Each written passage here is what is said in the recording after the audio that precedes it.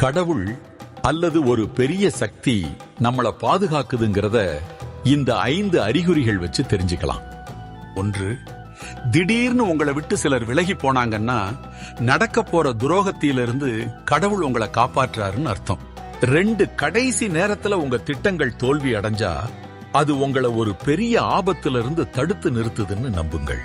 3, வாழ்க்கை உங்களை ரொம்ப சோதிச்சதுன்னா அந்த வழியும் தனிமையும் தான் உங்களை இன்னும் வலிமையா மாத்த போகுதுன்னு புரிஞ்சுக்குங்க. 4, தனிமையில இருக்க வேண்டிய சூழல் வந்தா ஊர் பேச்சு கேட்காம உங்க மனசு சொல்றத கேட்க கிடைச்ச வாய்ப்பா நினைச்சுக்கோங்க.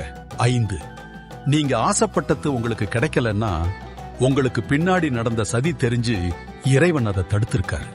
நான் கண்ட சோதனை மெய் கொண்ட வேதனை அத்தனையும் நீங்கிட பம்பை நீராடினோம். குரு சுவாமி வழிகாட்ட ஒருவேளை உணவுண்டோம்.